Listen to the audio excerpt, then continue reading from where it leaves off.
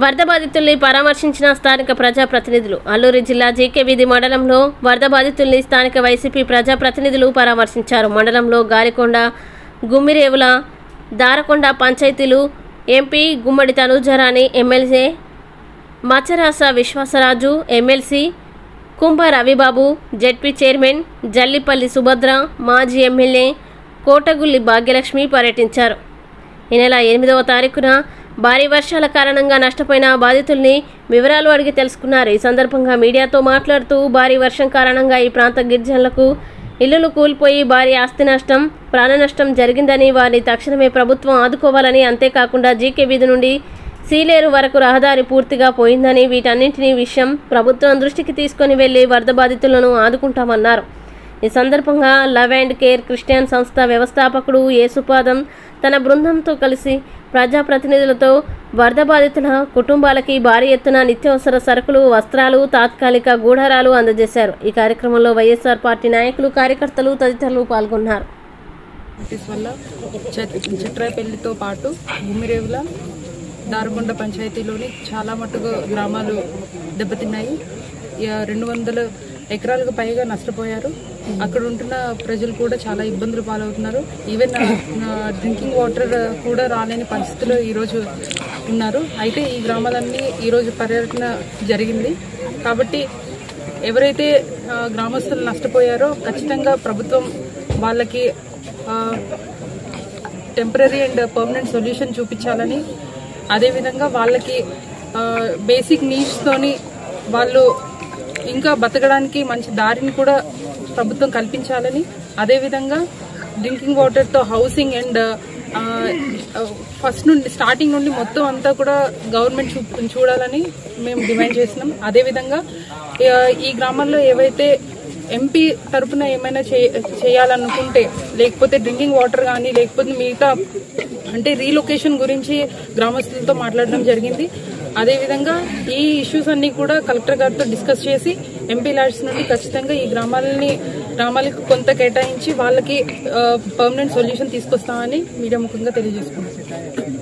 ఈరోజు అల్లూరు సీతారామరాజు జిల్లా జీకే వీధి మండలం దారకొండ పంచాయతీ అలాగే గుమ్మిరేవుల పంచాయతీల్లో 2 పంచాయతీల్లో ఈ కొట్టుకుపోయిన పంట పొలాలు ఏదైతే ఉందో, అలాగే ఇల్లులు కొట్టుకుపోయినవి ఇల్లులు, పంట పొలాలు కూడా ఈరోజు పరిశీలించడం జరిగింది.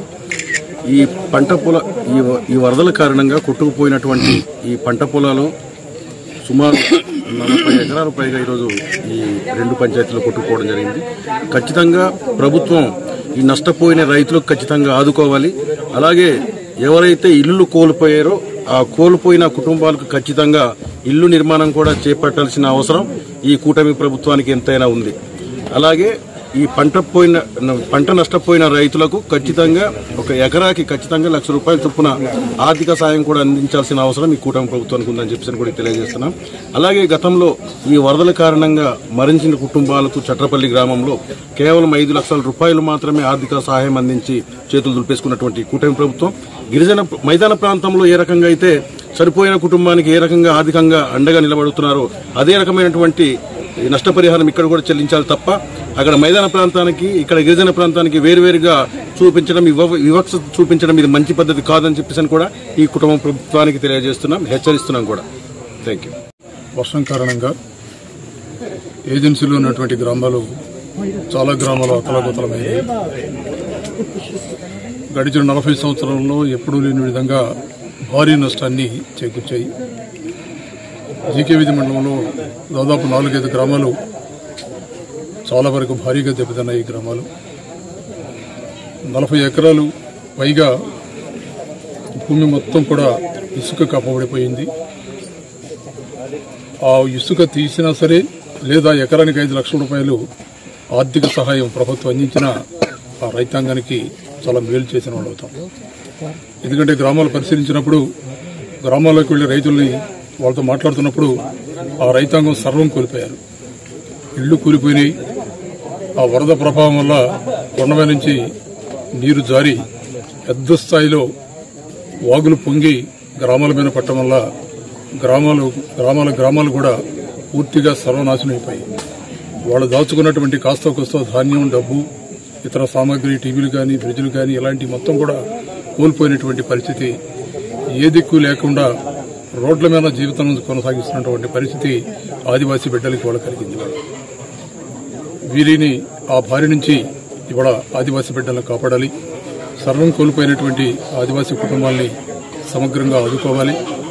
అలాగే భూములు పంట కోల్పోయినటువంటి వారికి ఆర్థిక నష్టం వెంటనే కల్పించాలి.